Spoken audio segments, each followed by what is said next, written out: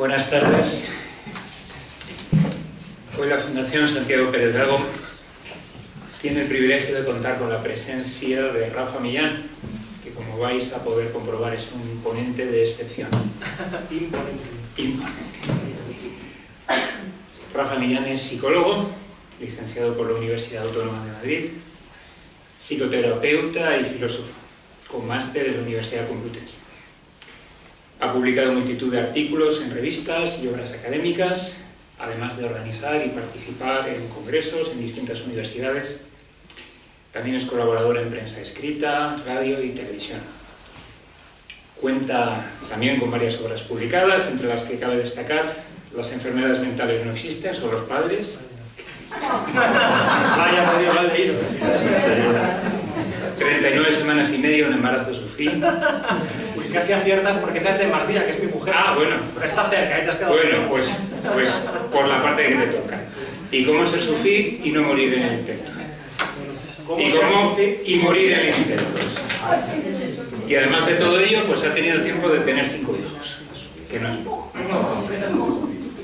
Un aspecto fundamental. Y con la misma mujer. Con la misma mujer, que también tiene para subir notas.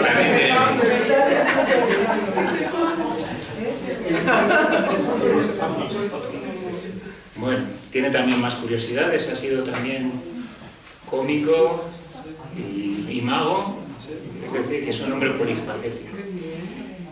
Un aspecto fundamental para su vida y su obra fue su descubrimiento del sufismo, la mística musulmana, de la que es practicante en la actualidad. Bueno. Dirigiendo encuentros y meditaciones. También. Bueno, sí, pero ya no son específicamente sufíes. Están inspirados en el sufismo, ¿no? Podemos decir, sí. Y junto con su esposa ha creado un canal de YouTube, Psicología y Espiritualidad, que cuenta en la actualidad con más de 58.000 suscriptores y que os invitamos a visitar. Hoy Rafa Millán, que es una persona muy interesante, pues nos va a hablar de otra persona muy interesante, de un maestro fundamental en su vida, Luis Sencillo, que fue catedrático de nuestra universidad y el primer decano de la Facultad de Psicología, antropólogo, filósofo, psicoanalista, doctor en filología clásica, licenciado en Derecho y Teología.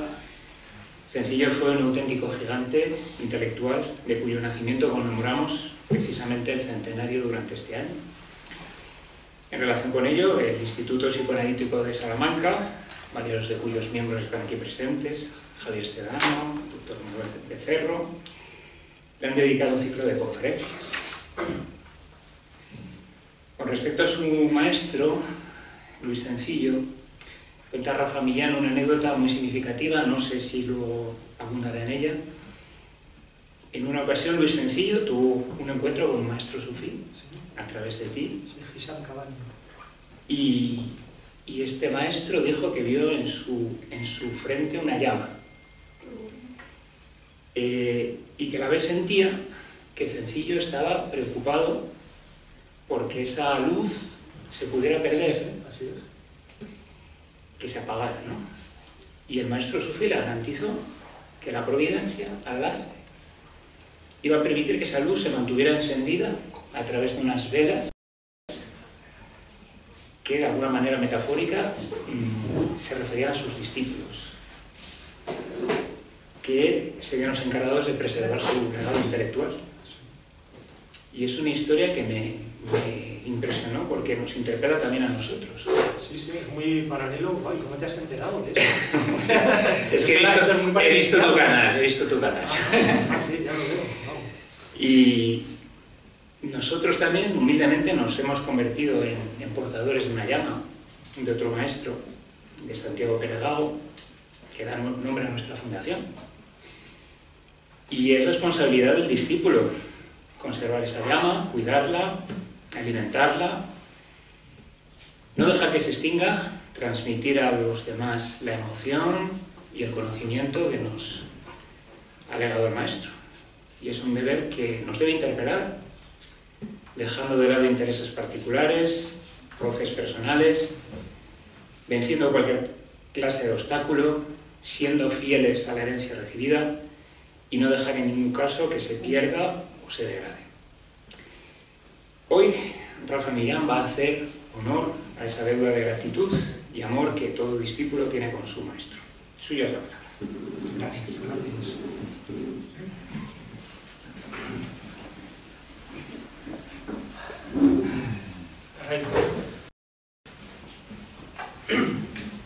Muchas gracias, y es que no sé ni por dónde empezar, ¿no? He visto que en el público había personas tan interesantes que todo lo que tenía preparado ahora me parece que no va a estar a la altura, y más con esta expectativa, ¿no?, que generas aquí.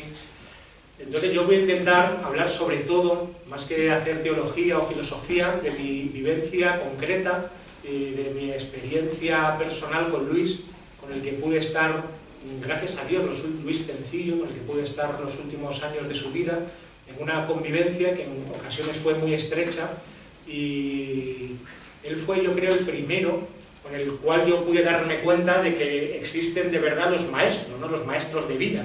Podríamos decir que hay al menos que habría como niveles de maestría.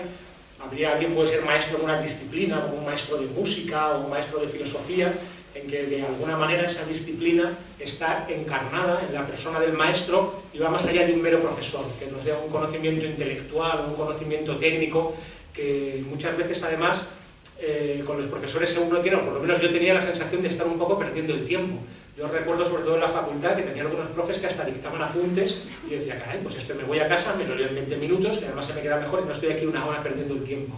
Con esta mentalidad un poco racionalista, ilustrada, ¿no?, que todo el conocimiento tiene que ser algo que se pueda escribir en un libro. Pero el conocimiento de verdad, como se ve aquí y como se veía con Cencillo, es el que no se puede escribir, es el que se encarna y el que se vive. Y también pude comprender en la cercanía con un maestro, para mí un maestro de vida, ¿no? Digamos que un primer nivel sería esto, el maestro que transmite una disciplina, y luego vendría el maestro que transmite una forma de vivir, una vida completa. Y para mí Luis está sin duda en ese nivel de maestría. Luego podría haber otro por encima, que sería el maestro espiritual, y puede ser que también tanto Luis Cencillo como sin duda Santiago Pérez Gago pues estuvieran en algún punto intermedio entre estas dos categorías, ¿no? Eran maestros de vida, eran maestros espirituales y habían dejado un legado que aquí se puede ver, ¿no? Como esta experiencia que tú cuentas, que me ha puesto la carne de gallina recordándolo, en el que Sheikh Hisham me dijo eso, que veía una luz en la frente de Cencillo estando los dos. Esto habla también de la apertura de Luis, ¿no? Como sabéis, Luis Cencillo era jesuita, era sacerdote, daba misas en una pequeña parroquia al lado de la fundación, y sin embargo estaba feliz como un niño pequeño cuando le dijimos que venía Sheikh Hisham Kabani, que era un gran maestro sufí americano, y que podíamos arreglar un encuentro en la fundación en donde se encontraran como los dos grandes sabios, ¿no? Digamos, el sabio cristiano y el sabio musulmán, o algo así. Y efectivamente vinimos, hicimos allí un zikr, que es la meditación sufí básica, que es el recuerdo divino, ¿no? El zikr es una palabra árabe que significa a la vez recuerdo y recitación. El recuerdo de lo divino a través de la recitación. Y allí, en el salón de la fundación, rodeados de un montón de esculturas grecolatinas que Cencillo atesoraba, que este era su único oficio conocido, yo creo, que le gustaba comprar arte griego, arte clásico, romano y griego. Entonces, en medio de estas estatuas, hicimos así el zikr, un pequeño grupo de alumnos y de amigos con Luis, y yo le recuerdo sonriendo y como un niño, o sea, con la inocencia y la frescura, se veía muy mayor, de un niño, ¿no? Y una de las cosas que le dijo Sheikh Hisham es esto que tú recuerdas, que él tenía una enorme luz en su frente, deslumbrante, y que de alguna manera él temía, y era verdad, yo creo, él temía que su legado se podía ir diluyendo, pero decía que habría como una luz puede pasar de una vela a otra vela, esta luz iba a ir pasando y al final iba a dar mucha luz, iba a iluminar mucho, ¿no? Le dijo esto a mí, ¿no? Entre otras cosas, así. Yo creo que Luis también tendría, al menos en mi vivencia concreta con él, esto claro, esto es muy fuerte lo que voy a decir, tenía como pequeños destellos casi de santidad, o al menos de una santidad de andar por casa, ¿no? Me gustaría decir una santidad en la vida concreta. También se puede decir, en el sufismo se dice que hay 3 tipos de santos, esto es casi un chiste, pero lo voy a contar, que está el santo más habitual, que es aquel que tiene conciencia de su propio nivel espiritual, de su propio nivel de santidad, y entonces es capaz de manejar ese poder, ¿no? De una manera especial. Él sabe que es un santo y la divinidad, Dios también sabe que es un santo. Luego hay un segundo tipo de santo que es el más interesante y el más especial, porque tiene que ver con la humildad, que sería para mí algo parecido, o al menos yo desde el cariño que le tengo lo puedo ver así, a lo que era Luis Cencillo, que es el santo que no tiene conciencia de su propio estado, que Dios le ha anotado y le ha contado entre la compañía de los santos, está anotado como uno de los grandes, y sin embargo él mismo no es capaz de tener conciencia de su propio estado, y entonces genera, e incluso al contrario, ¿no? A veces este tipo de santo se cree como el peor de todos, o el último de los últimos, y genera una santidad muy especial y muy bella que yo a veces he creído ver en Luis Cencillo. Y luego estaría, este es el chiste, luego estaría el tercer tipo de santo, que es el más habitual, el que más abunda, que en el que uno mismo se cree que es un santo, pero Dios todavía no se ha enterado, ¿no? Hay algún tapada, tenemos esto, ¿no? Y eso, igual que hay esos tipos de maestros, tipos de santos. Voy a contar un poco. Yo conocí a Cencillo en un curso del Escorial de Dragó, de Fernando Sánchez Dragó, que se llamaba Los sabios, el arte de vivir, encajando precisamente con esta idea de un maestro de vida. Y allí me quedé, bueno, me fascinaron muchas de las personas a las que invitó Dragó, pero especialmente me quedé fascinado con Luis, y yo trabajaba en una revista universitaria en aquella época, llevando una sección fija que se llamaba Salud y Conciencia, sobre temas de psicología y espiritualidad, que fue donde conocí a Mardía también. Él ya trabajaba en la misma revista que yo, haciendo lo mismo, y seguimos haciéndolo de alguna manera, ¿no? En el canal de YouTube ha habido ahí una corriente que ha continuado.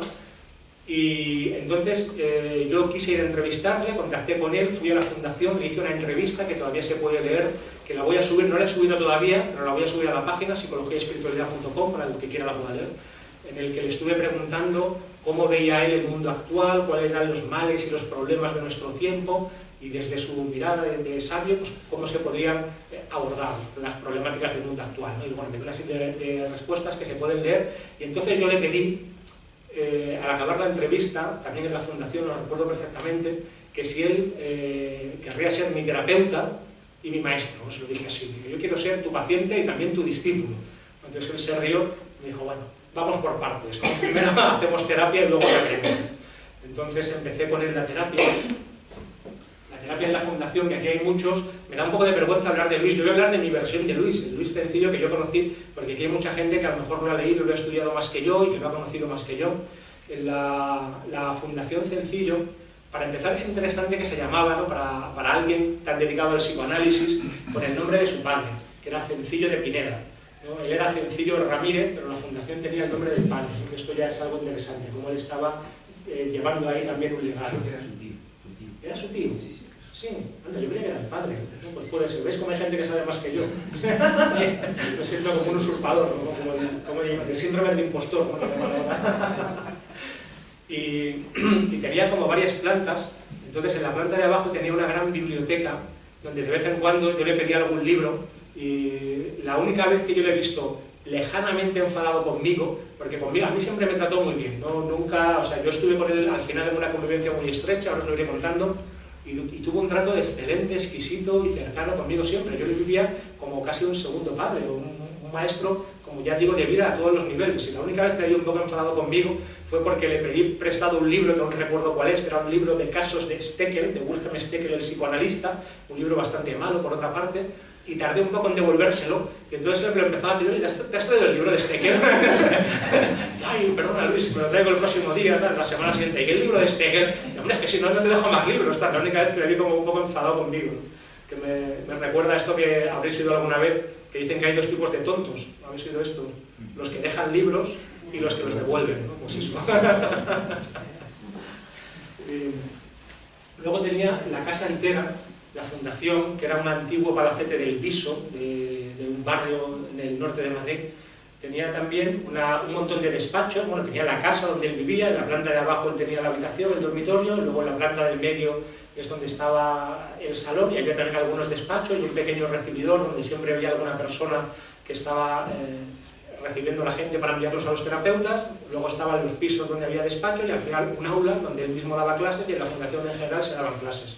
Y toda la casa era como una academia dedicada, pues, a difundir una fundación, a difundir su obra, y él mismo vivía ahí.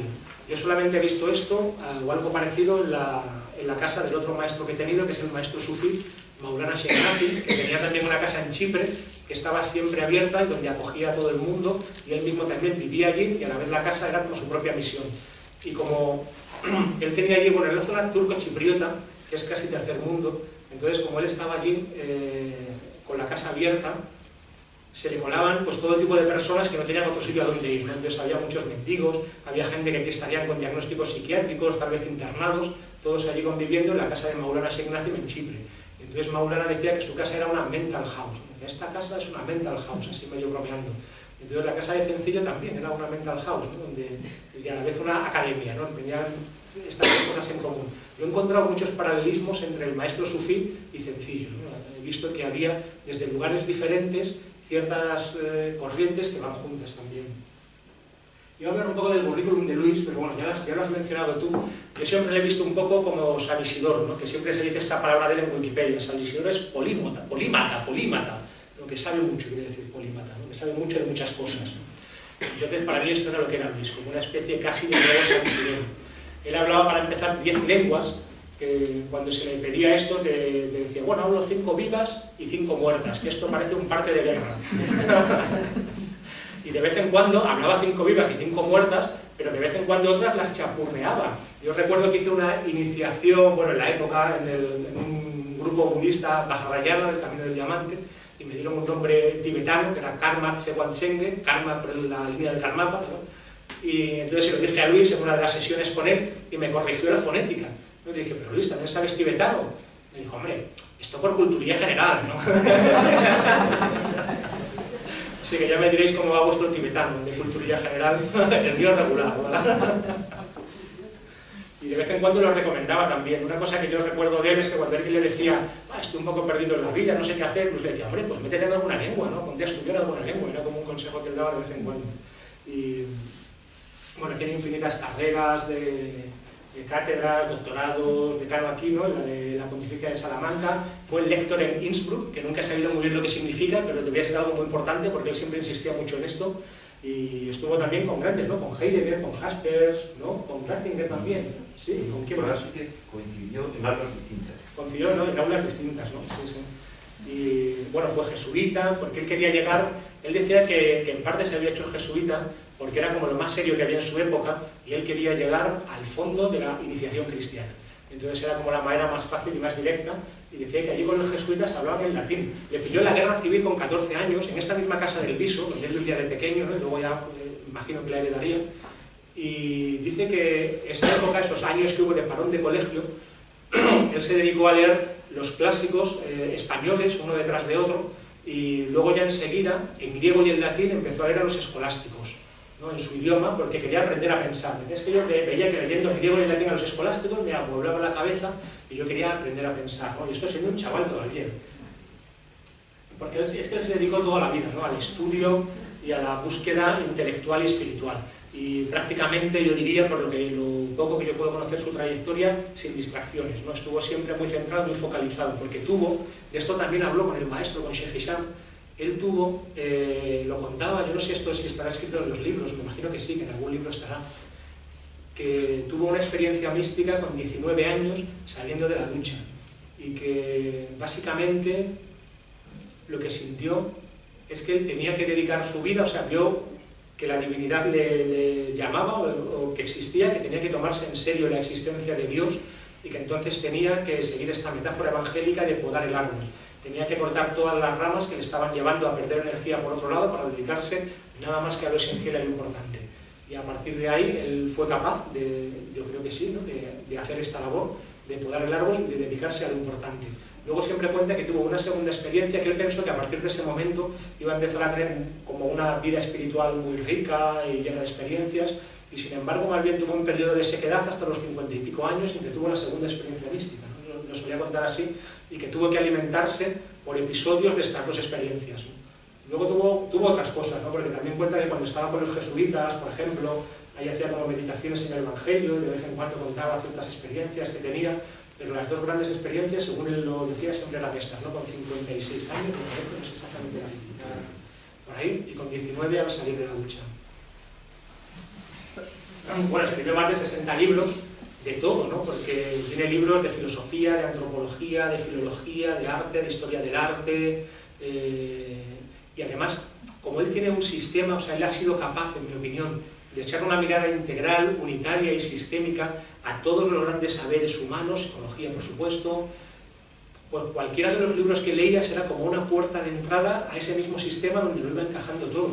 Yo personalmente no conozco, personalmente en absoluto, pero incluso teóricamente, no creo que haya muchas personas en España en la segunda mitad del siglo XX, o en el siglo XX que él decía que era su siglo, Luis siempre decía, el siglo XX es mi siglo, ¿no? Porque prácticamente lo vivió entero, que haya tenido este conocimiento y esta sabiduría que tenía él, ¿no? Dedicándose nada más que al estudio y además sintetizándolo todo desde una visión unitaria y con un trasfondo cristiano y espiritual, por supuesto. Yo no sé si contaros, bueno, voy a contar así alguna anécdota. Cuando yo hacía la terapia con él, como a la vez yo era el alumno, ¿no? Íbamos a las clases de sencillo, yo le leía, en la época le leí todo lo que pude, ahora he releído algunos libros para prepararme esta charla. Yo siempre tenía miedo de romper el marco terapéutico. Ya sabéis que la terapia es esto que tiene que ocurrir, como decía Luis citando a Freud, en la otra escena, en otro espacio-tiempo que está fuera de la vida, y entonces el terapeuta tiene que estar circunscrito al ámbito concreto de la terapia, porque si lo conoces también en la vida, puede ser juez y parte y no tener la neutralidad necesaria, ni tener el paciente la apertura necesaria para ser capaz de desnudarse por completo delante del terapeuta. Entonces yo esto se lo preguntaba a Luis a veces, digo, bueno, como yo estoy fuera también, te veo fuera, empecé a ir a la fundación poco a poco para ayudarle en diferentes momentos, seguía los cursos, le leía, esto no hay peligro de que rompamos el marco. Entonces él me respondió una cosa que a mí se me ha quedado toda la vida grabada, que me dijo, bueno, yo es que intento ser el mismo dentro y fuera de la terapia, entonces yo creo que vamos a estar protegidos, que no hay problema de romper el marco. Y a mí esto me gustó mucho y me marcó también una dirección vital. Mi objetivo, todavía no conseguido, es como Luis ser uno. Ser el mismo dentro y fuera, en el ocio y en el negocio, cuando estoy trabajando, cuando estoy con la familia, intentar como unificar todos los ámbitos de mi vida. Y yo en el caso lo vi así. Yo ni dentro ni fuera me sentí nunca juzgado ni criticado por Luis, sino que siempre vi en él una acogida que en mi caso fue absoluta, ¿no? Por lo menos en mi caso fue así. Tiempo después me pasó una cosa que es casi paranormal, como junguiana, que estando yo tumbado en el diván, porque él a veces hacía este encuadre clásico, no siempre y no con todos los pacientes, pero yo iba como a la planta de abajo, que había que bajar la escalerita, entonces ahí delante de un biombo muy llamativo, nos tumbábamos en el diván y yo le estaba preguntando otra vez, tiempo después, probablemente debido a una resistencia mía, si no corríamos de nuevo peligro de romper el marco, y entonces en ese instante, esto lo juro que ocurrió así, lo prometo, yo llevaba unas gafas negras parecidas a estas de pasta y se partió el marco de mis gafas. Estando yo tumbado, sin estar tocando las gafas, sin que nadie pudiera tocar las gafas, y nos quedamos los dos alucinados, ¿verdad? ¿Qué ha pasado? ¿No? Sí, entonces sencillo me haría alguna broma, así como una cosa muy junguiana, lo que nos ha pasado o algo así. Y nada, seguimos adelante, ¿no? Todavía no sé si rompimos el marco, estoy en ello, ¿no? Lo estoy averiguando. Quiero hablar también de la relación que él tenía con el dolor y con la muerte. Con el dolor era una cosa increíble, tenía un aguante absolutamente legendario. Yo nunca jamás le vi quejarse. Y al final de su vida tenía muchos achaques y muchas enfermedades y se veía incluso en su gesto y en sus rictus que él estaba sufriendo por dentro y sin embargo siempre intentaba quitarse importancia y siempre estaba con una sonrisa dispuesto para todos. Y en ocasiones le encontramos cuando llegábamos a primera hora, otro amigo y yo, le encontramos tirado encima del teclado, como medio muerto, tirado encima del teclado sin poderse mover, porque le había dado un infarto mientras que estaba escribiendo. Y él siguió escribiendo, ¿no? Que nos decía, bueno, esto está muy bien, pero primero le echamos un poco la peta, ¿no? Le dijimos, hombre, Luis, cuando tengas un dolor fuerte, pues llama a urgencias, o llámanos, o llama al hospital, pero no sigas escribiendo. Y decía, sí, hombre, sí, cada vez que tengo un dolor dejo de escribir, nunca haría nada, así que no le hago caso, ¿no? Decía, efectivamente. Y otra cosa que nos dijo, que bueno, me he dado cuenta de algo que está muy bien, de que morirse no es para tanto. Duele un poquito, pero luego ya enseguida se pasa y ya está, ¿no? Así que... Y alguna vez también por la mañana, alguna de las mañanas ya en la etapa final de su vida, cuando ya estaba con el Parkinson, le encontramos como tirado a los pies de la escalera en un par de ocasiones y aún así él estaba siempre sonriendo e intentando que ese trago fuera fácil para nosotros. Y entonces nos hacía como bromitas también, le decíamos, pero Luis, ¿qué te ha pasado? ¿Te has caído? Me decía, sí, me han empujado unos espectros. Nos hacía así como bromas, ¿sí? Para quitar importancia. Y también a mí me ayudó mucho a gestionar, siendo yo entonces pues, de 2001-2008, más joven que ahora, me ayudó mucho a gestionar también el miedo a la muerte, porque él no le tenía ningún miedo, ¿no? Casi le tenía ganas. Aquí sí que era muy sufí, él estaba esperando el momento de la noche de bodas, ¿no? De la noche de bodas de su alma. Y nos hablaba, bueno, nos decía que él estaba totalmente convencido de que había una vida post-mortem, ¿no? Él era en este sentido totalmente cristiano, pero él decía que incluso aunque no lo hubiera, aunque hubiera nada, pues llegado a cierto momento en la vida, ya en la vejez, en que ya estás de vuelta de todo, que ya todos son montajes de la vida, pues casi da igual. Decía, casi prefiero nada a esto que está pasando aquí, ¿no? Y esto era, de alguna manera, al principio nos asustaba un poco, pero luego era como muy esperanzador. Y nos decía una cosa, que decía, bueno, yo creo que en la otra vida debe de haber maneras, tiene que haber vías para desde el otro lado ayudar todavía a los vivos y a la gente que está aquí. Entonces yo, en cuanto me muera, lo primero que voy a hacer es buscarlo, debe haber, en cuanto yo tenga conciencia, decía, porque a lo mejor al principio es como una ensoñación o como un sueño, y ir ganando conciencia, pero en cuanto yo pueda, voy a buscar estas asociaciones que deben ser como ONGs celestiales para ayudar a los vivos, y desde ahí voy a intentar ayudar a los pacientes y sobre todo las terapias que se me han quedado a medias, ¿no? Esto era muy tranquilizado, y hombre, gracias, ¿no? Porque claro, yo como era tan mayor tenía miedo de que mi terapia, como más bien pasó, se quedara a medias. Entonces yo lo imaginaba y digo, caray, es como el Cid campeador de los psicólogos, porque va a ganar terapias incluso después de muerto, ¿no? Entonces yo muchas veces cuando estoy en mi vida y pasan ciertas cosas, digo, esto a lo mejor es Luis, ¿no? Que está en la ONG, está tocando los hilos, ¿no? Y sigue con la terapia conmigo, ¿no? Así que a lo mejor esto es una gran ruptura de marco también, ¿no? Venir aquí a hablar de Luis, todavía no lo sé si he acabado mi terapia, estamos en proceso.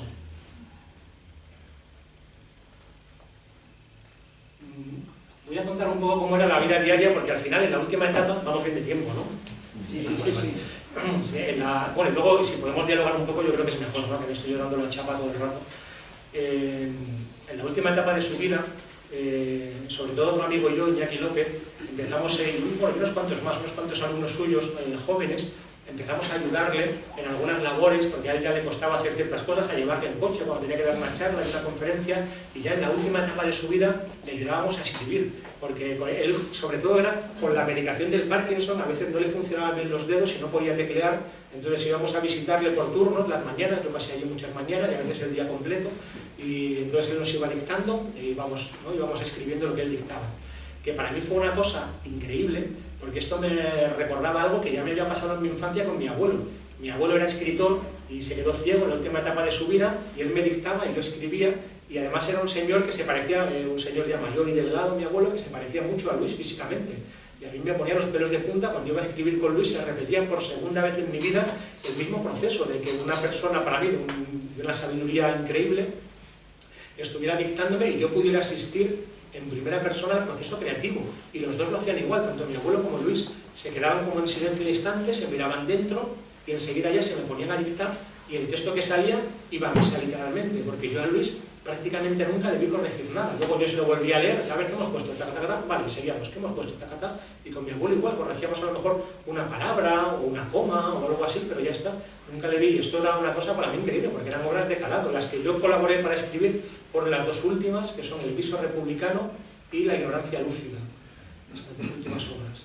Y es uno de los recuerdos más bonitos que tengo, ¿no? Que todavía me emociona un poco recordarlo, claro, estar allí con él, los dos solos en la fundación, y Luis dictando y yo escribiendo.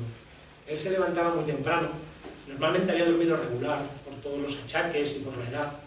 Se tomaba un té, que las veces que yo estaba ahí estaba siempre hecho un té frío, que estaba hecho del día anterior, y se tomaba así un vasito de té y a veces no desayunaba nada más. O se tomaba unas lonchas de jamón de york, una o dos lonchas, pero una cosa mínima, ridícula. Y ya se iba a meditar todas las mañanas, al menos las pocas que yo estuve allí, no sé cuántas serían, 10 o 12 como mucho, durante un rato se iba a hacer una lectura meditativa, normalmente de los salmos, entonces se ponía en uno de los sillones que tenía en el despacho a leerlos, casi pronunciándolos en voz baja para sí mismo, y estaba un rato dedicado, pues 20 o 30 minutos a la lectura de los salmos, en un estado como de recogimiento espiritual. Luego escuchaba, al desayunar a veces ponía la radio, que esto era gracioso, porque así escuchaba un poco las noticias y la actualidad, y esto lo llevaba a regular, ¿no? Con razón, ¿no? Entonces hacía alguna broma, intentaba poner como una distancia irónica, ¿no? Que yo a veces cuando veo cómo va la actualidad, digo, bueno, había una misericordia, ¿no? Porque si Luis estuviera vivo todavía lo pasaría fatal, ¿no? Con los políticos que tenemos, la vida pública que tenemos en España lo estaría pasando fatal. Pero bueno, no lo escuchaba, hacía alguna broma, y luego ya rápidamente nos íbamos a escribir, y pasábamos toda la mañana escribiendo. Que aquí también, algunas veces que le he visto, no conmigo como con el libro de Steckel, pero algunas de las veces que le he visto así un poco enfadado, era también cuando algo interrumpía la escritura, ¿no? Cuando estábamos escribiendo y de repente había que hacer alguna gestión, venía alguien, no pasaba algo y había que parar, atender otra cosa, luego volver a escribir, retomar el hilo, y esto le mosqueaba un poco, pero también es cierto que es que él ya no era del todo autónomo para escribir, entonces el tiempo que tenía yo creo que era mucho más valioso, entonces no, hay que entender también esa situación. Luego íbamos a comer y normalmente comían muy poco también. Le llevábamos comida, había pues también algunos alumnos, yo le llevaba de vez en cuando, si mi madre hacía un cocido, le llevaba un poco y la gente le llevaba pues lo que podíamos, y si no, comía pan. Tomaba un trozo de pan y ya está, y eso comía. No tenía, o sea, la parte, digamos así, fisiológica y física la resolvíamos lo mínimo siempre. Luego veía 4 pacientes por las tardes, en los días normales, esto al final de su vida, claro, la etapa que yo le conocí. Tenía de 4 a 8, 4 pacientes, y si tenía algo que dar a clase, normalmente después de las 8 subía al aula y allí daba clases, o se daba un paseo por el patio interior que había en la fundación, o leía un ratito, y luego ya temprano se iba a la cama. Esta solía ser como la rutina diaria que tenía, siempre que no hubiera que hacer algo extraordinario, ir a dar una charla, o ir a visitar algún sitio, o hacer algo especial. Finalmente, y había una cosa que a mí también me gustaba mucho de él, es que había reducido al mínimo como las labores administrativas, como hablábamos antes, ¿no? Las labores, las distracciones diarias no había prácticamente. Él estaba nada más que centrado en lo esencial, ¿no? Todavía podaba bailar. Entonces no se preocupaba mucho de nada muy accesorio, ¿no? Nada más que estaba lo que había que estar. Y estos últimos días él ya estaba mal, y aún así seguía en marcha, seguía escribiendo y seguía lúcido.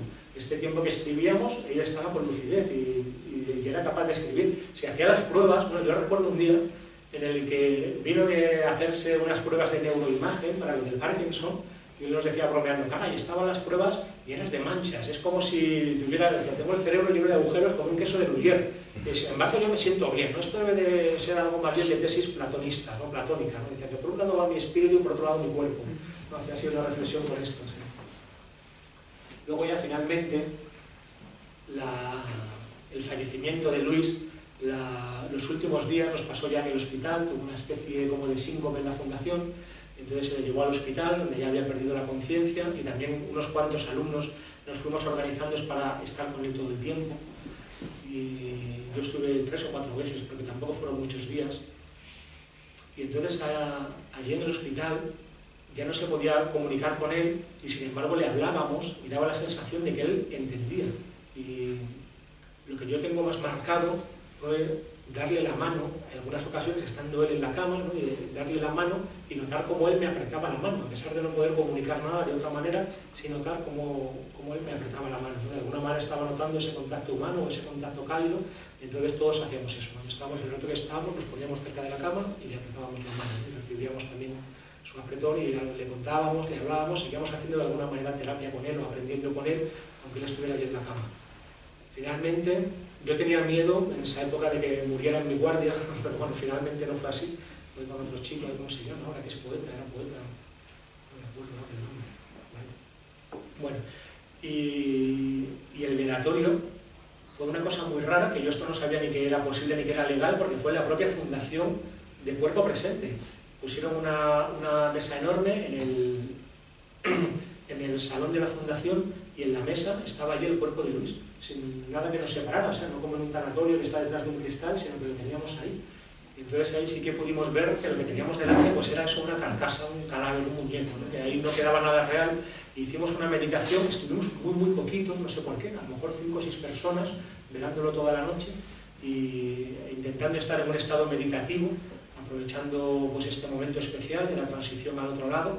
Y a mí me daba muy claramente la sensación de que él había pasado como con facilidad, que toda esta etapa final de su vida, estas espinas que tenía con los achaques y estas problemáticas, y finalmente estos días de hospital, le habían llevado a una especie de purga o de purificación final, y que había pasado como limpio, ¿no? Que estaba pasando muy limpio. Esta era mi percepción personal. Y también vi una cita que he visto en Pérez Gago que me ha gustado mucho, que decía lo de que cuando alguien se muere no se apaga una antorcha, se enciende una estrella, ¿no? Pues esto también lo sentí así, ¿no? Porque a partir de ese momento era como que se apagaba esa vela o esa antorcha concreta, que era el cuerpo físico de Luis Cencillo, pero su obra y su legado permanecía, como dijo Sheikh Hisham, igual que el de Pérez Gago, está claro que sigue vivo, ¿no? De alguna manera siguen vivos los dos legados, ¿no? En nosotros, ¿no? Y en todo, ¿no? Yo voy a hablar un poco hablo un poco de la teoría, ¿no? Pero esta sería como la parte personal. Puedo hablar un poco así de la teoría. Para mí la clave de lo que yo he leído y estudiado, que a lo mejor aquí hay gente que lo ha leído y estudiado mucho más y me corregís y lo dialogamos ahora, para mí la clave era cómo era capaz de verlo todo en relación con todo.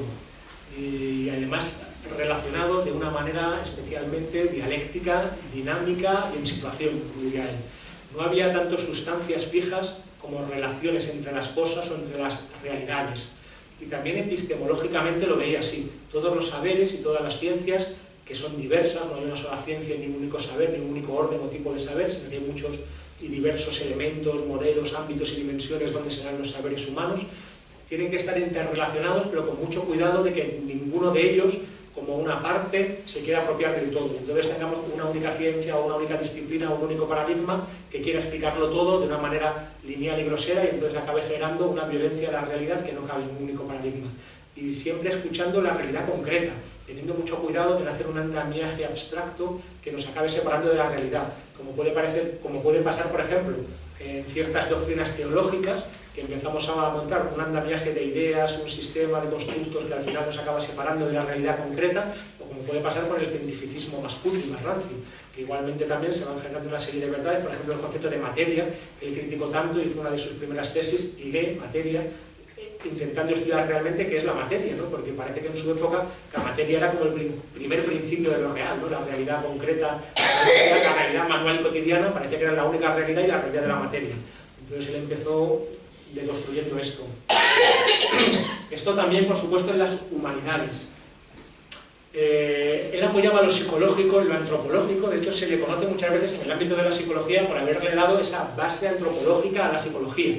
Y yo diría que esa antropología también estaba apoyada en una cosmovisión, en una ontología o en una filosofía, en una imagen que a mí me recuerda a un figurat que sería una pirámide escalonada, ¿no? Que lo psicológico se apoya en lo antropológico, que se apoya en lo filosófico o en lo ontológico, o algo así. ¿Y cómo es su antropología?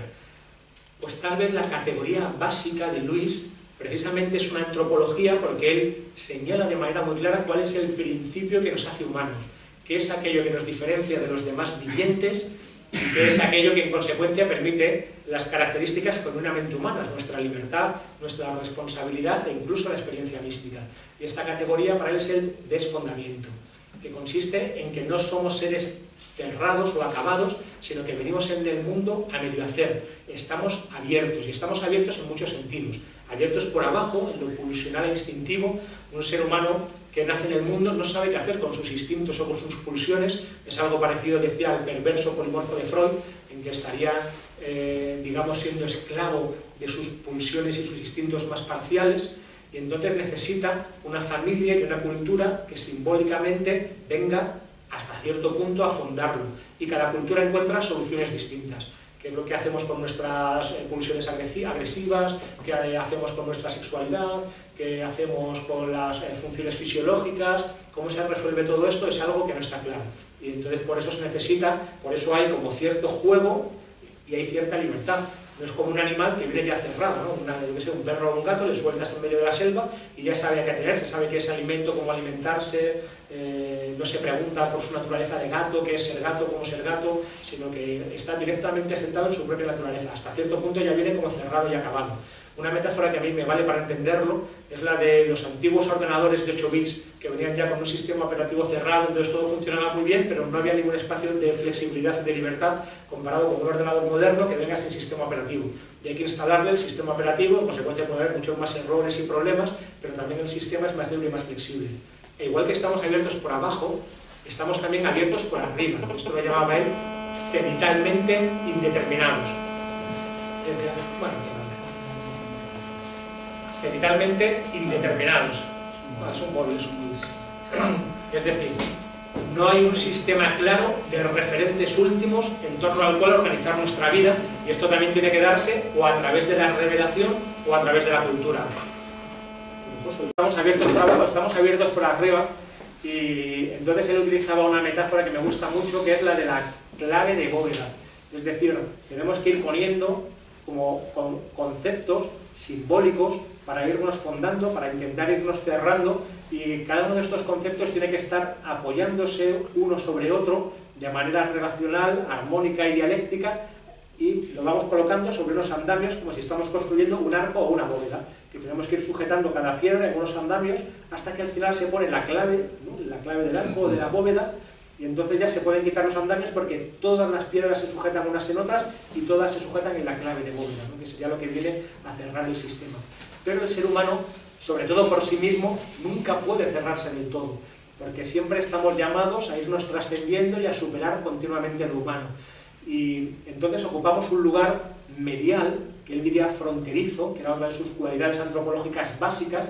Estamos en la frontera entre casi todas las grandes polaridades que podamos imaginar. No somos ni solo seres sociales, ni solo seres individuales, ¿no? Sino que estamos en la relación, ¿no? No hay sustancias sino relaciones, en la frontera. No somos solo seres espirituales, ni solo seres materiales, sino que estamos en la frontera. Y así, en todo, ni conscientes ni inconscientes, ¿no? Sino de nuevo en la frontera, en todos los ámbitos así. No somos ni seres meramente finitos, porque estamos desfondados, y el desfondamiento es una apertura, y la apertura siempre es al infinito. Entonces no somos seres ni finitos relativos, ni infinitos absolutos.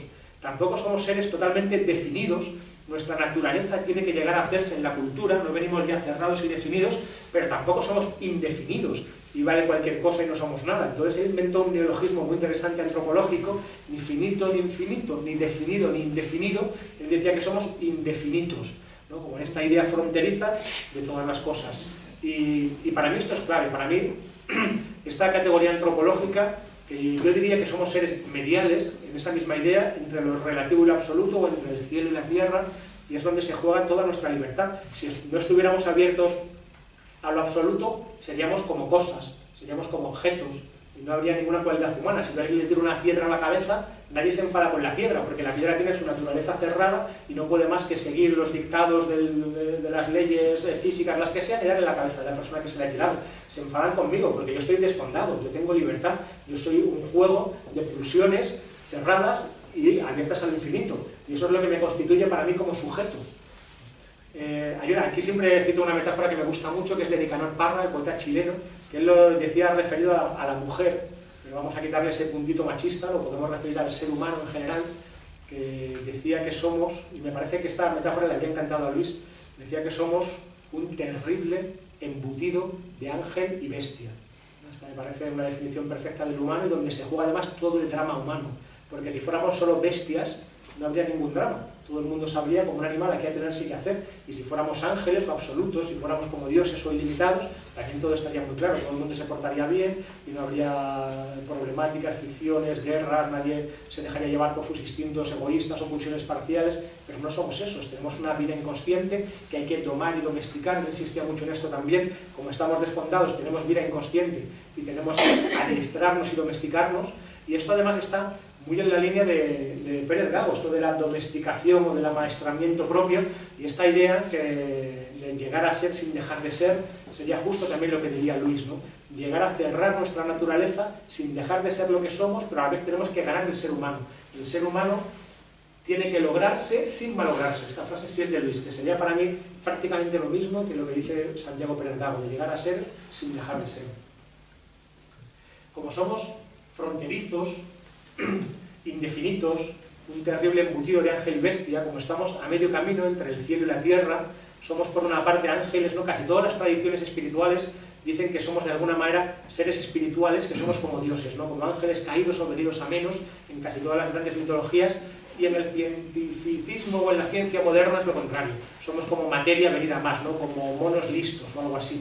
Pues es posible que sean ambas cosas a la vez, ¿no? Que desde una perspectiva absoluta y espiritual seamos ángeles caídos, y a la vez seamos como monos venidos a más desde una perspectiva material, y en ese cruce fronterizo es donde se da la experiencia humana y donde todo tiene su dramatismo y tiene su gracia. Si no, nada ocurriría o nada transcurriría o nada tendría gracia. Y entonces, como somos seres mediales, estamos necesitados del símbolo y de la comunicación, aquí intentando ya hacer una síntesis salvaje de sencillo, así silvestre. Estamos necesitados de la comunicación y del símbolo para acabar de saber quién somos y de cerrarnos. Esa comunicación que empezaría pues, en las familias, en la cultura, y que luego seguiría dando toda la vida. Por eso, cuando algo sale mal, y es muy fácil que salga mal, porque estamos a la vez implicados en múltiples niveles, en un sistema muy complejo, se necesita una comunicación con un otro cualificado, diría Luis, por ejemplo, en el ámbito de una terapia o de un acompañamiento espiritual, que pueda rehacer todo eso simbólico que quedó mal. No es como si enfermáramos más de símbolos que de alguna manera, ¿no?, las enfermedades mentales no existen, ¿no?, como si son los padres, como si enfermáramos más de símbolos que en la carne, ¿no? Y entonces aquí entraría la parte espiritual. Entonces esa terapia uno lo puede hacer con una persona, pero también lo puede hacer, como decía Luis, con la persona infinita, que es una de las formas en que Luis elegía a Dios, ¿no? Él decía que lo personal está por encima de lo impersonal, luego Dios debe tener una cualidad personal, pero no es una persona en el mismo sentido que nosotros, que somos indefinidos, limitados, y más bien poca cosa, y más bien indigentes, también decía esto, sino que lo hacemos con la persona infinita, ¿no? Que Dios no está desfondado, ¿no? Dios no es relativo, no tiene como esta cualidad indigencial que tenemos todos los seres humanos.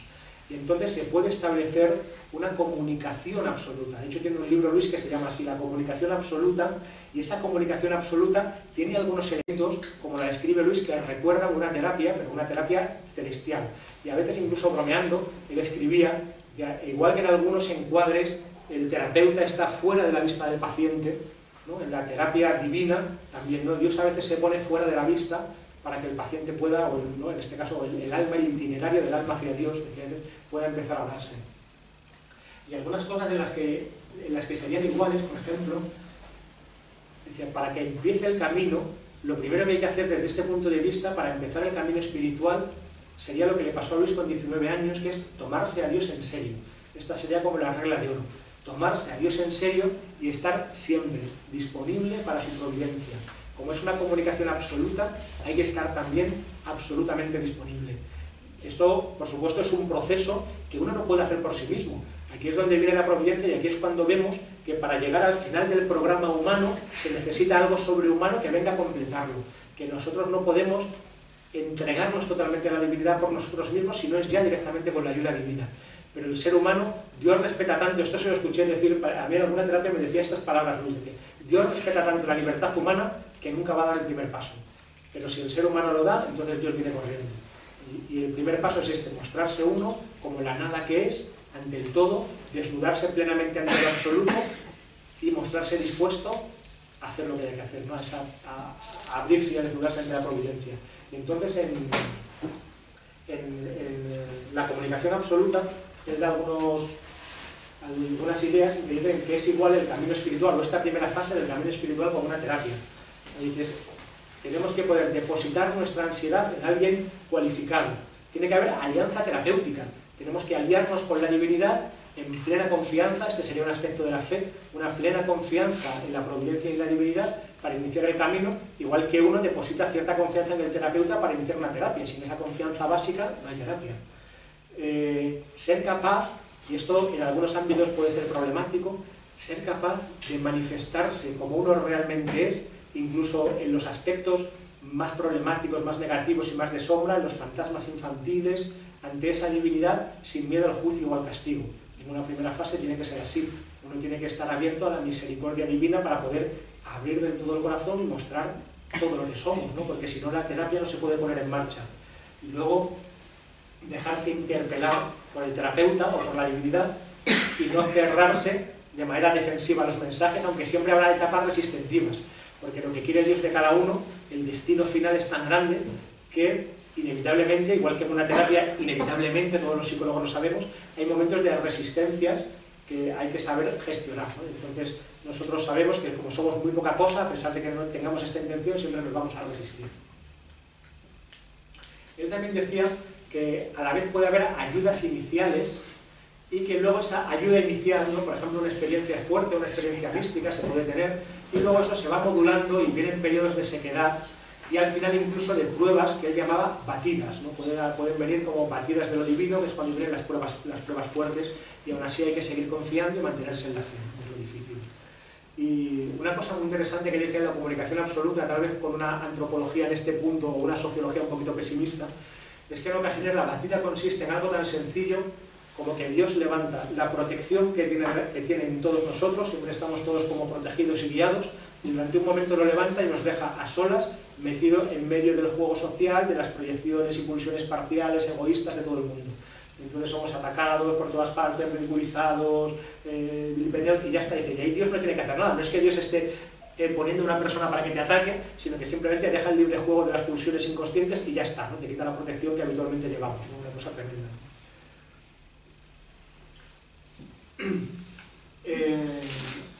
vamos a hablar, luego claro, como es una comunicación de una manera seria sin caer, o sea, sin fliparse mucho, ¿no? Sin caer en una excesiva hermenéutica simbólica que nos separe de la realidad, tenemos que empezar a interpretar todo lo que nos ocurre como un signo o un significante del discurso divino.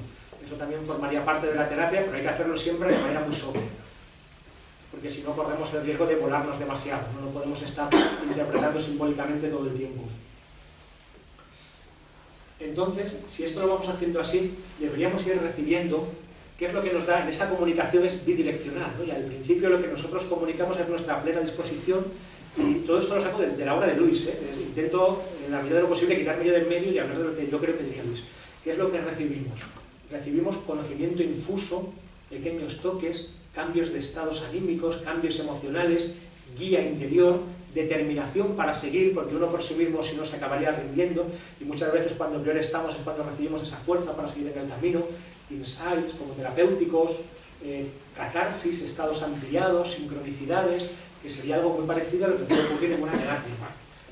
Y al final, si todo sale bien, se debería de llegar a ese punto en el que ya uno lo único que quiere es entregarse al deseo divino y ya no se quiere nada más, ¿no? La prueba de que uno ha llegado al final del camino, que es muy serio decir esto, claro, a ver quién está en un nivel de que sea el 1% de esto, ¿no? El que yo ya no quiero hacer mi propia voluntad, sino solo la voluntad divina y no tengo ningún otro deseo, no me nace ni me sale ya ningún deseo que no sea seguir la voluntad de Dios.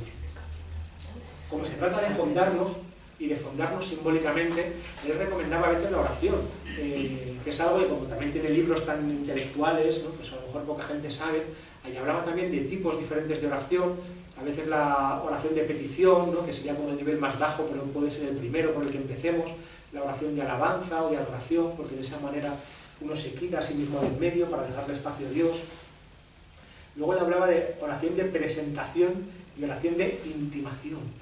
Una oración que ya es casi en silencio, en la que yo siento que estoy intimando con la personalidad, metafóricamente hablando, divina, ¿no? Con esa persona infinita, como puedo llegar a intimar con otra persona.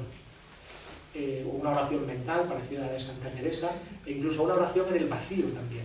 Él decía que la teología apofática nos ha regalado esto a los cristianos, y no hay que ir a buscarlo fuera en otros caminos, que también se puede hacer una meditación en el vacío, porque Dios también tiene una cualidad que es totalmente inefable, totalmente inexpresable, que escapa a cualquier concepción mental. Entonces se puede hacer una meditación en el vacío también, en un ámbito cristiano perfectamente.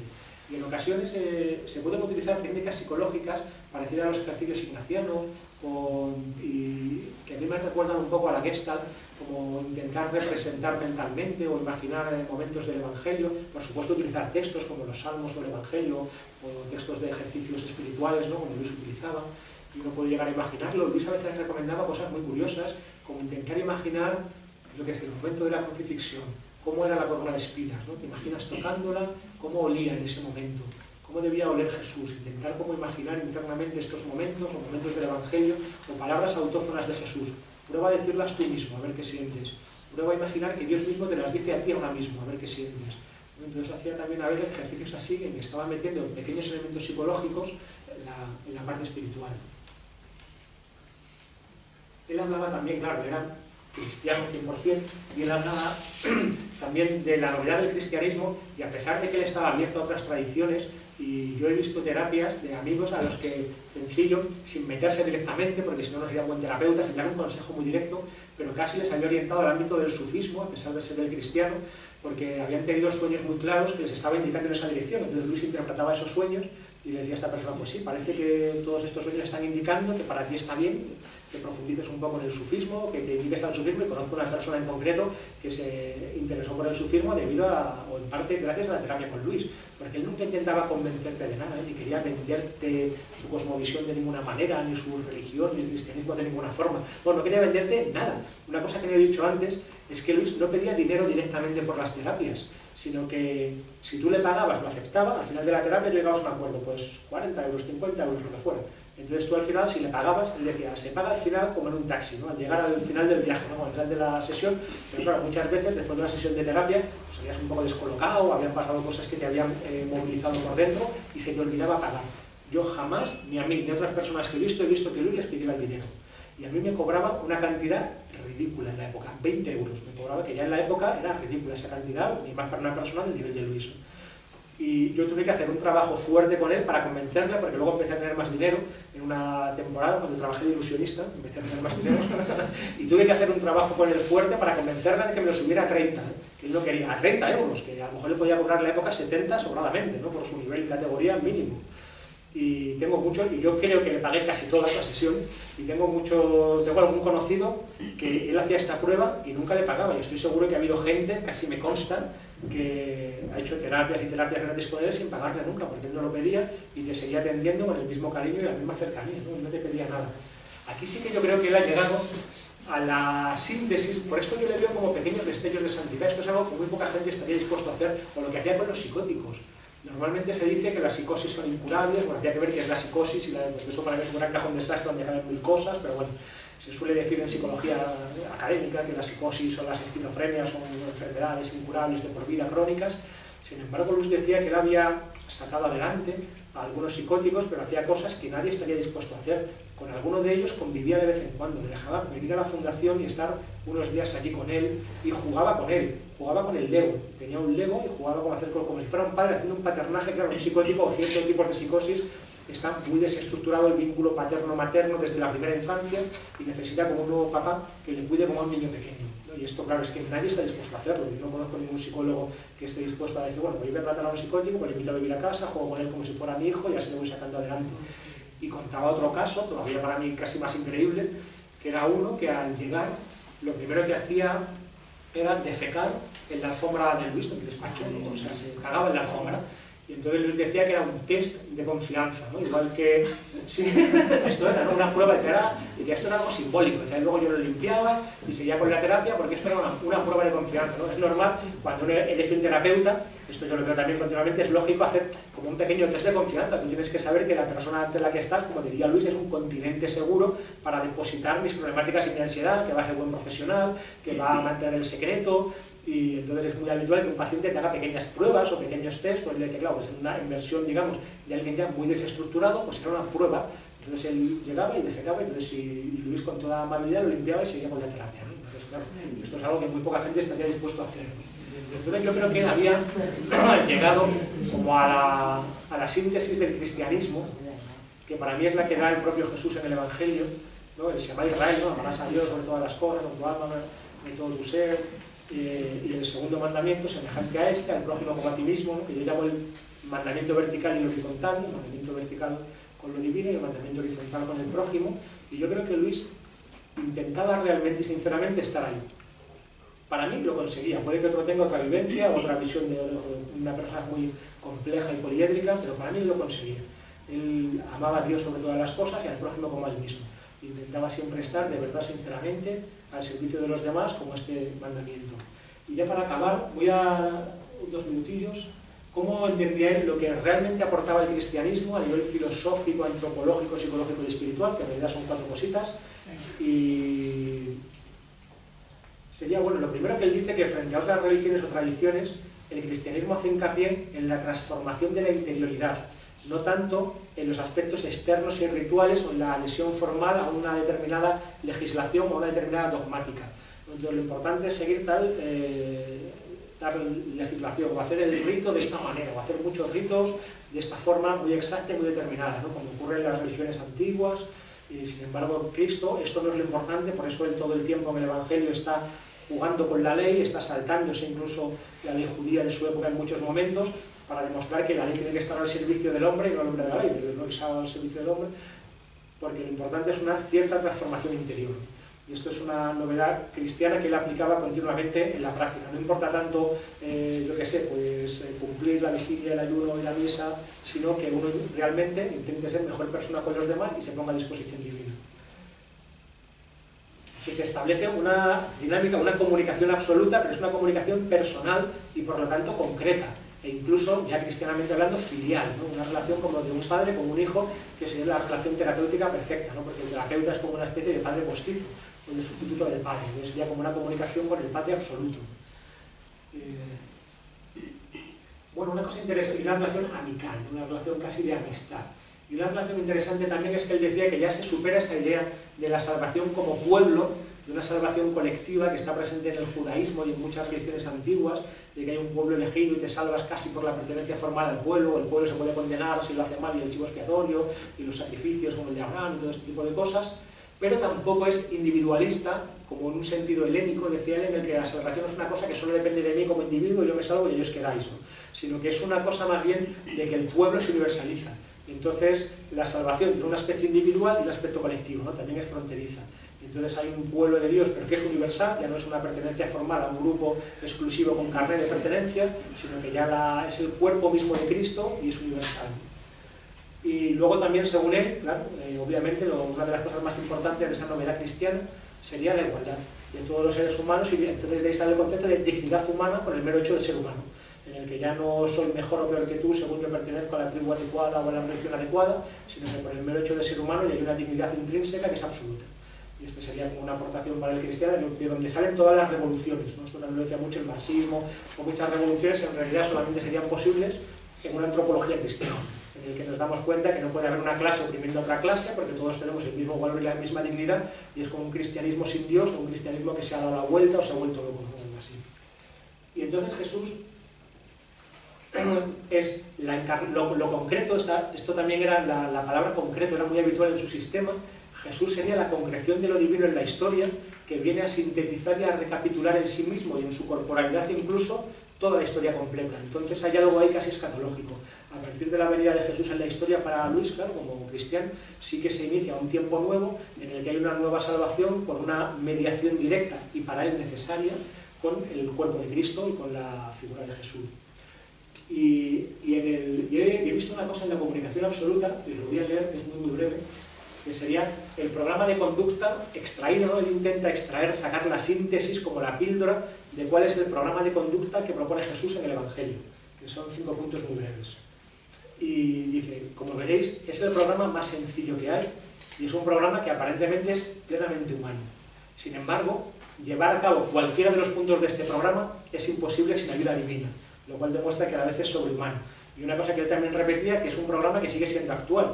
Un filósofo o un sabio, por muy grande que sea, pasa de moda en 1, 2 o 3 generaciones. Es muy raro que pasados 2 o 3 generaciones, si leemos un filósofo antiguo, nos siga siendo fresco y nos siga aportando algo. Sin embargo, el mensaje de Jesús, empezando por el Padre Nuestro, sigue interpelándonos y sigue diciéndonos algo desde entonces, ¿no? Para él es la prueba de que es el mensaje divino, o al menos de que si un Dios se hubiera encarnado en la tierra, había tenido un mensaje como este, ¿no? Él decía esto, porque tiene que ser un mensaje que sea muy sencillo, muy directo, que todo el mundo pueda entender y que sea universal y que resista al paso del tiempo. Entonces el programa de conducta de Jesús, para Luis, según la comunicación absoluta, sería tan sencillo como esto: conformarse, según él, decantado del comportamiento de Jesús en los evangelios, simplemente conformarse con lo que se tiene sin ambicionar más bienes materiales. Esto ya es interesante, simplemente eso, conformarse con lo que se tiene sin ambicionar. No exaltar la propia imagen, no exigir nada o no demasiado a los demás y nunca valerse de los demás como un medio. O sea, tratarlos, ¿no?, como a ti mismo, claro. Si te tratas a ti mismo como un fin en sí mismo, no puedes tratar a los demás como medios. Servir a la sociedad sin egoísmo, ¿no? Todas las cosas más sencillas, imaginables y a la vez imposibles de realizar. Perdonar sinceramente cualquier agravio y además hacerlo por amor. No simplemente porque es parte del programa, no. Como dice el programa que hay que perdonar, venga, te perdono, no, sino hacerlo de verdad, de corazón, por amor. Y el último, no apegarse a los propios proyectos, sino intentar que tu único proyecto sea secundar a Cristo para el reino. Wow. Sí, bueno. Ahí queda eso. A ver quién es capaz. Por lo menos que nos pongamos en camino, ¿no? Como decía Luis, aunque no vamos a llegar a esto porque somos muy indigentes, muy poca cosa, que por lo menos tengamos la intención de ponernos en camino, o al menos la intención de tener la intención de ponernos en camino, ¿no? Que ya es mucho. Y iba a acabar aquí, pero voy a contar un sueño que me contó Luis, el mismo, que decía que era prácticamente el único sueño que tenía en la última etapa de su vida. Sí, muy interesante, ¿verdad? El último sueño que tenía Luis, ¿no? Porque, bueno, ya sabéis que él innova también en la interpretación onírica, que tiene un sistema filológico en 7 puntos, súper concreto, para aprender a interpretar sueños, muy claro y muy sencillo, y que en realidad en 3 o 4 horas, leyendo cualquier libro, por ejemplo, Los sueños y sus verdades, ¿no? O sea, los sueños y sus verdades, ¿cómo se llama el libro de los sueños? Sí, Los sueños y sus verdades, por ejemplo, se aprende lo básico para empezar a interpretar sueños, ya luego es práctica y práctica. Y es un método filológico, porque él entiende el sueño como un texto, ¿no? Hay que hacer exégesis, sacar del sueño, ¿no? E eisegesis, ¿no? No meter en el sueño de Rondón tu propio punto de vista y tu propia escuela, ¿no? Si yo soy freudiano, los sueños son satisfacción alucinatoria del deseo, y ya está, todos los interpreto por este patrón. O si soy junguiano, pues los sueños son arquetipos y mitos y leyendas, y todo lo interpreto desde ahí. O un lacaniano, juegos de palabras y juegos del lenguaje, y todo lo interpreto desde ahí. Y dice, no, un sueño puede ser eso y mucho más, porque son los mismos mecanismos del lenguaje sin control consciente dejados a sí mismos. Entonces hay que interpretarlo como un texto, como interpretaríamos un poema, teniendo en cuenta pues, cuáles son los temas, qué asociaciones hay, contextos, asociaciones simbólicas también, de qué niveles de la vida inconsciente puede venir, el inconsciente tiene varios niveles, emocional, radical, etc. Y entonces desde ahí el sueño normalmente está claro, interpretándolo como un texto y viendo qué quiere decir el sueño, no sabiendo yo a priori, porque ya lo hice en mi escuela, qué tiene que decir. Lucho mucho contra esas visiones un poco sectarias y cerradas de escuela, para intentar antropológicamente abrir el campo, ¿no? Tener una visión general en que el árbol no nos impide ver el bosque. Lo importante en humanidades es la visión general, no la parte o el conjunto, ¿no? O sea, no la parte sino el conjunto. Entonces el sueño que Luis tenía era que era un mendigo que transitaba por las calles sin más, y que ya no quería nada, que simplemente caminaba por las calles sin pedir nada y sin querer nada, estaba ahí como mendigo.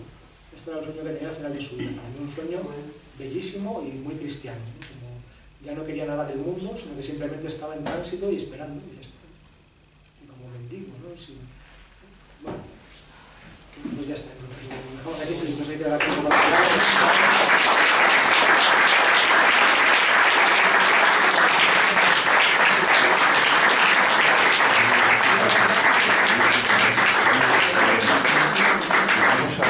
Gracias, Rafa, por tu intervención.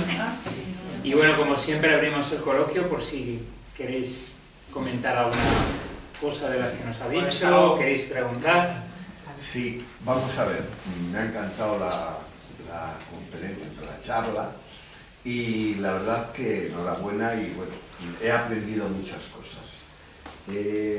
Yo a Cencillo le conocí como, yo creo que de los primeros alumnos. Primera pregunta que te quería hacer. ¿Tu contacto con Cencillo, qué año fue? ¿Hacia qué año? Sí, vamos. Yo le conocí en persona en el 2001. Y Claro. estuve con él hasta el final, 2008. Claro. Pero del 2001 al 2002 le vi poco, de 2002 a 2008. Ya, es que yo lo conocí en el 76. Wow, yo en el 76, ¿sabes qué estaba haciendo? Ese fue mi año de nacimiento. Sí. Pues en el 76 le conocí yo, fue profesor mío, y le conocí solamente un año, pero coincidí con él, no me acuerdo ahora cómo se llamaban esas asambleas que teníamos de profesores y alumnos cuando empezaron allí, y me acuerdo que fue en Anaya y demás. Y yo luego a Cencillo le perdí de vista, luego con Manolo Becerro, que me empezó ahí a hablar algunas veces de Cencillo, digo, pues hombre, fue mi profesor y tal, y vamos, yo, este Cencillo del que hablas, yo lo desconocía totalmente. Es que se fue enterneciendo a la vejez. Yo creo que debía de ser más duro y muy serio y muy intelectual y un poco rígido cuando era más joven. Yo ya te digo que, vamos, no me ha sorprendido lo que has dicho, porque con Manolo he tenido muchas conversaciones, somos amigos y he tenido muchas conversaciones y demás, pero yo me acuerdo que fue una etapa además en que Cencillo tuvo un percance que fue hacia ya pues reuniones de psicoterapeuta, y entonces con un paciente, no sé si este dato lo sabéis o no, pues le rompió la mandíbula. Ah, sí, la mandíbula. Sí, La En última pregunta la cuenta. Sí, En última pregunta lo cuenta. En el libro. sí, que pues... fue algo así, que él le dijo algo así como, tienes que verme como mi padre. Sí, como mi padre. es que me recuerdas... Así como mi padre. Sí, la frase que se me quedó grabada es, me recuerdas a mi padre. Eso, me Pum, recuerdas a y mi le dio padre, eso. sí. Y entonces yo le conocí... Eso es un buen terapeuta, para que le recuerde Sí, al padre sí. que le estaba haciendo técnicamente algo bien. Entonces yo lo conocí y desde luego hay de ese conocimiento hay dos cosas que has dicho. Uno, que bueno, cuando le rompes a uno la mandíbula y que apenas puedes, la sonrisa de él en el dolor. Eso a mí me llamaba la atención, ¿no? Sí. Y luego la otra que yo recuerdo es que yo le veía también así, pues yo era un estudiante pues de primero, era cuando empezamos ahí, que estábamos juntos los de filosofía, psicología y pedagogía, y yo lo recuerdo pues como un mendigo, O sea, una persona así como sencilla y tal. Sí, sí. Entonces, no sé, todo esto, ya te digo, para mí es nuevo. Sí, su único vicio conocido era el arte. Era que se gastaba, yo creo que el poco dinero que podía tener se lo gastaba en comprarse arte clásico grecolatino, sobre todo escultura griega y latina. Si yo recuerdo que compró un Baco como de un material, no sé qué sería, parecido al bronce, no sé qué sería, que le costó 1000 euros de la época y que él se lo pensó mucho y entonces venía, bueno, esto luego no lo pondré en la grabación, no sé si ponerlo, venía a la fundación un gitano que era el que de una manera probablemente no muy lícita conseguía como las piezas y las traía envueltas en varias, yo me acuerdo, en varias toallas, entonces con mucho misterio, un gitano con sombrero, como la típica imagen así de gitano que podéis tener, así, ¿no? Y entonces vino y lo iba como sacando, desvelando y dice, tío, casi mareado. Ganas de verlo, no podía aguantar. Entonces el gitano se lo dejaba ver así un poco, se lo dejaba ver y rápidamente se lo quitaba, como si fuera, yo que sé, un camello que quiere estar enseñando, ¿no? Entonces el gitano podía y lo acababa comprando, ¿no? Sí, yo no sé, quizás tú, Manolo, yo solo he visto esta escena con el Baco. También, yo creo que en Salamanca estuvo poco tiempo, ¿no? Sí, poco. Vivió aquí en algún sitio, en una pensión, y luego en un piso en la avenida de Hernania. Pero sí que vivió un tiempo, lo que pasa es que luego se marchó. Pero poco tiempo, porque luego yo creo que sí, por los problemas que tuvo en la facultad se fue. Ya. Sí, tuvo problemas aquí y se fue. Él estaba muy contento porque ya ser decano era como algo que él deseaba mucho, y luego a partir de ahí era un problema que él lo interpretó como una batida divina. Era una batida que Dios no le dejaba tranquilo. Porque Luis tuvo un sueño de infancia, que esto a lo mejor es interesante, que según él marcó el tono de toda su vida, y yo esto lo he visto también en pacientes que a veces sí tienen un sueño de infancia que está como marcando toda una trayectoria vital, o que es un patrón de vida que luego se va a ir dando y repitiendo en toda la vida, y era que él estaba en el cabildo de la Catedral de Toledo, y entonces un Cristo bizantino poligromado con un látigo le iba dando latigazos y le iba persiguiendo y dándole latigazos. Este era su sueño, que se le repetía de infancia, un sueño increíble para el niño. Y dice que su vida ha sido así, que ese lugar fue luego muy significativo y que siempre ha sentido que por su concreto forma de destino en esta vida, casi diría su karma, era el ser como dado con el látigo una y otra vez, y que cada vez que ha querido conseguir un logro, luego siempre se le ha tirado abajo para que siguiera. Y esta ha sido, él se ha vivido así a sí mismo. Nada más, gracias. Y eso le pasó sobre todo aquí, ¿no? Cuando estuvo aquí. Bueno, enhorabuena, ha sido una conferencia muy interesante, nos has dado un perfil de Luis Sencillo muy apropiado, yo que le conocí, muy apropiado a la realidad que yo conocí también. Y yo recuerdo que le preguntaba lo que decía del tránsito hacia la otra vida, y él me decía que no me preocupara, que el tránsito era como una cosa, como que ya estás en el otro lado, y no te vas a dar cuenta y ya estás del otro lado. Y eso me quedó tan grabado, que yo en mi vida, como cuando atendía a un paciente que estaba un poco en ese tránsito, se lo decía. Y me ha servido mucho. Me ha servido mucho porque yo se lo comunicaba, y eso de tranquilizar mucho a la gente, le decía, mira, no se preocupe, va usted a dar un paso, y cuando se quiera dar cuenta, ya está del otro lado. Y ese ya está del otro lado, realmente él lo vivía con una tranquilidad absoluta.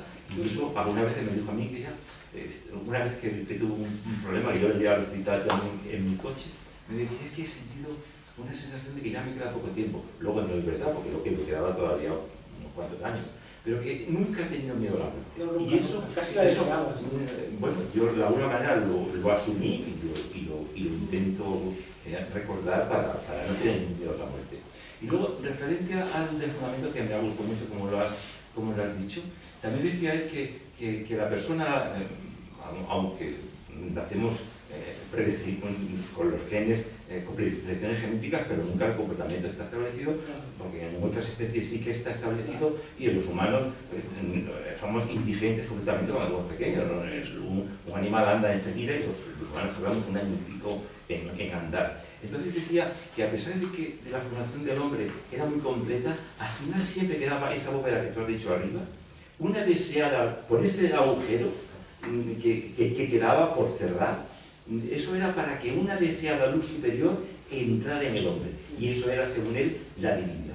Eso, la apertura al infinito. Y entonces, La Comunicación Absoluta es un libro magnífico, desde la primera hoja hasta la última. A mí es el libro que más me gusta, lo he leído muchas veces. Es el más especial. Es el libro especial porque ahí habla de la mística, habla de cómo personas normales que están en su vida, que viven y que son normalísimas, son místicos y no lo saben o no lo saben, y no lo saben ellos.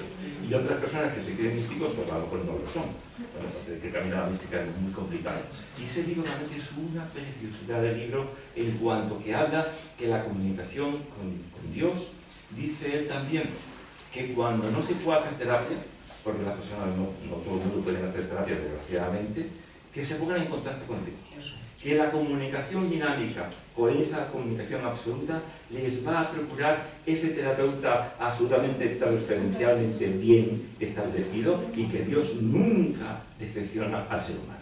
Y entonces eso le va a procurar que sus problemas o sus desajustes se simplifiquen. Sí, sí, exactamente. Lo que decía cuando te conté antes la anécdota, ¿no?, de que le encontramos literalmente en el teclado tirado, ¿no? Sí, sí. Cuando le dio el infarto, nos dijo también eso, nos dice, morirse duele un momento, es como el infarto, dice, duele un momentito, pero luego ya se pasa y ya estás aquí. ¿Sí? La tranquilidad de los santos, que quería irse, vamos, me parece que se notaba la santidad esa, era un místico total en ese sentido. Sí. Hombre, pues, un místico ya muy concreto. Como todos los santos, con su problema es que era un ser humano total, de absoluto, pero con una página de santidad que se le notaba. Y yo creo que sí. Absolutamente buena. Y yo, a mí me gustó mucho San Juan de la Cruz y él me indujo a que estudiara San Juan de la Cruz, porque para él era un salto pequeño. Claro, sí, yo creo que sí tenía una página de santidad, como dices. Me recordaba a Blas Montero en eso de ángel fieramente humano. Ah, qué bonito, me la quedo también, ángel fieramente humano. Es me la quedo. el mismo mensaje, Sí. que también luchaba contra Dios y... Una intervención Bueno, más. a mí me ha encantado, de verdad, porque además es que nos lo has contado con una cercanía, con una sencillez, Para mí fue como un padre casi. Claro. Entonces a lo mejor yo también estoy muy sesgado, ojo. Yo a lo mejor estoy muy sesgado precisamente por el enorme cariño que le tengo, pero he intentado ser lo más objetivo que soy capaz. Pero es la manera de que llegue, es la mejor manera de que llegue. Y luego, claro, o sea, tú has estado con él los últimos años de su vida. Sí. A mí me ha impresionado lo que has dicho sobre la muerte, ¿no? Porque yo conozco muy pocos cristianos que no le tengan miedo a la muerte. Es interesante. Independientemente de la edad. Y es curioso que lleguemos a una determinada edad y sigamos teniendo miedo a la muerte. Entonces eso me impresiona, es decir, una persona tan, ¿no?, los ojos formados, que pues me gustaría que hubieras andado un poco más en eso y también que explicaras un poco el tema de las batidas, que me parece súper interesante, porque claro, eso nos pasa a todos en la vida, ¿no? Y parece que Dios te ha abandonado y además te echas tu culpa si no, son pruebas probablemente, pero me gustaría que quizá que habláramos un poquitito de esos dos temas, un poquitito más, o no sé, a mí me parecen muy interesantes los dos. Sí, lo de las batidas en la comunicación absoluta, si lo puedes conseguir por ahí en Sí, alguna biblioteca, no me he leído.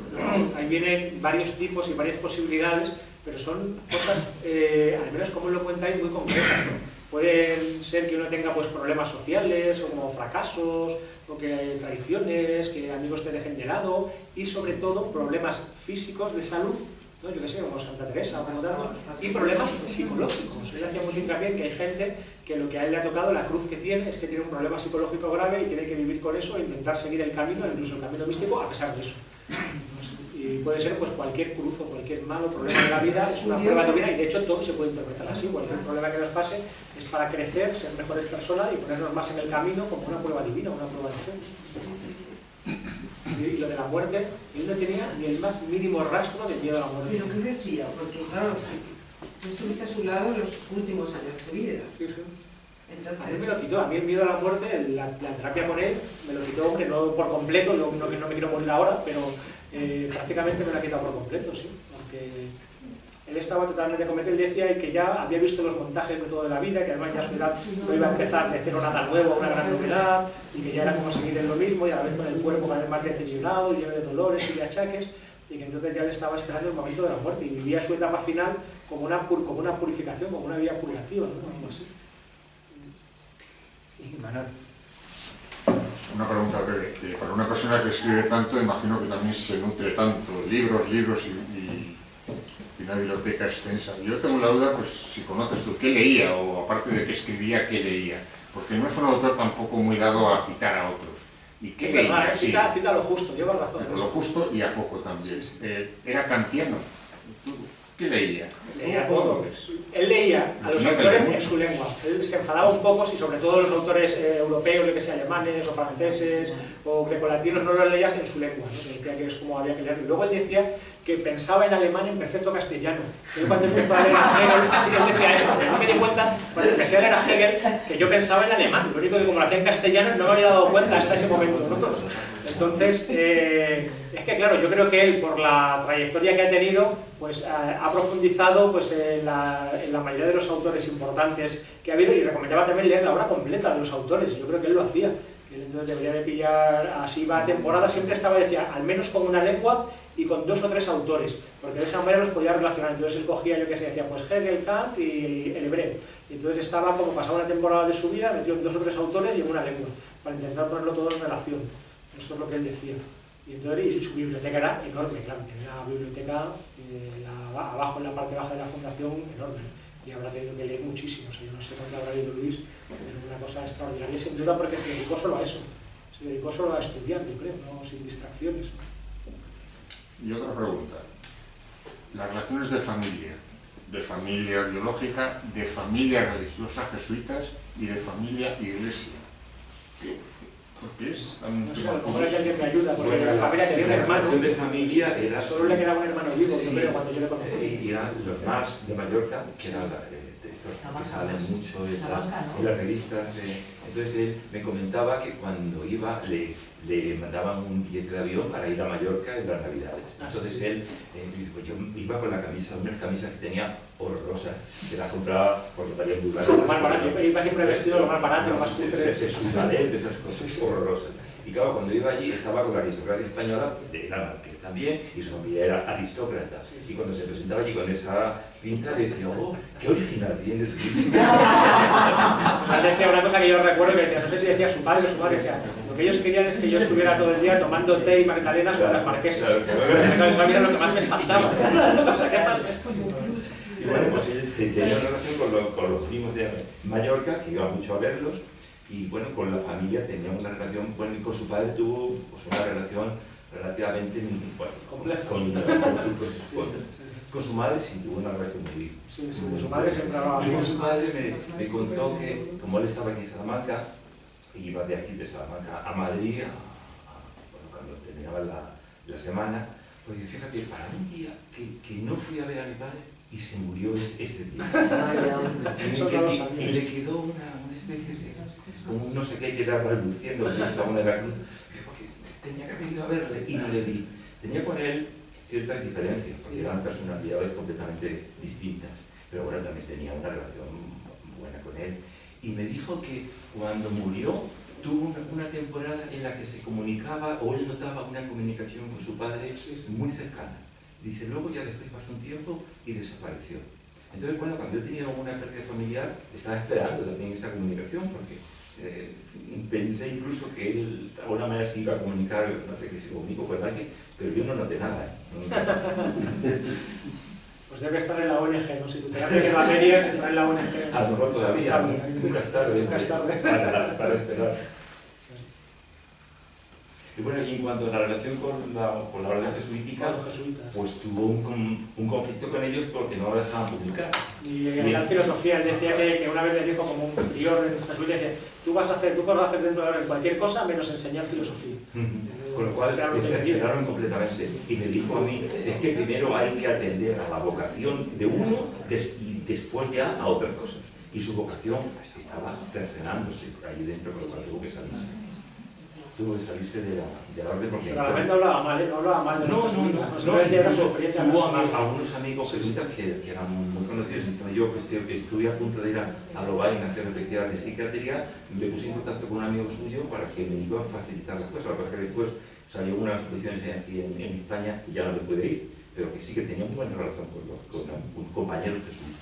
Sí, eso me recuerda también a mi abuelo que he hablado antes. Bueno, os he dicho antes una cosa de mi abuelo que estaba ahí, que es increíble y que también me recuerda a Luis, que es la persona como más digamos, inmune a los homenajes que se pueda imaginar, porque mi abuelo era de Algeciras y ya años muertos nos llegó una vez una carta a casa que decía: vamos a quitar la placa de la calle Donato Millán, el nombre de mi abuelo, para limpiarla y luego la volveremos a poner.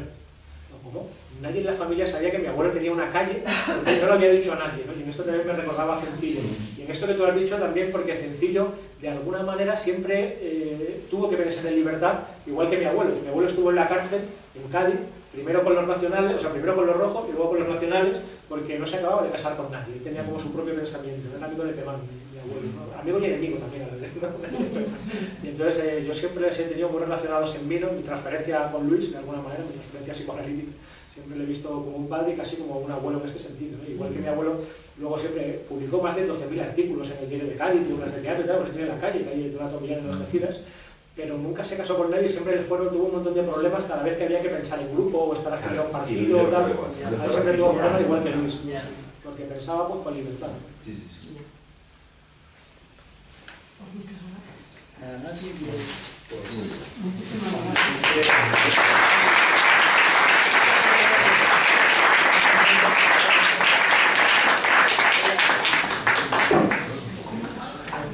hacemos entrega de un obsequio. Vamos a hacer entrega de un obsequio, que es el símbolo de la Fundación Santiago Pérez Mago.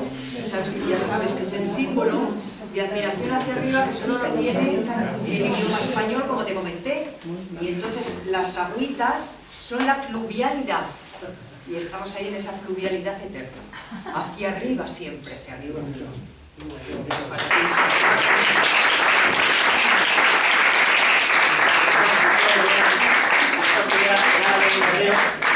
millón de interpretaciones que en castellano no había antes, por qué la grafía tiene esta forma. Además es la piedra de Salamanca, ¿sabes? Esta es piedra de Salamanca.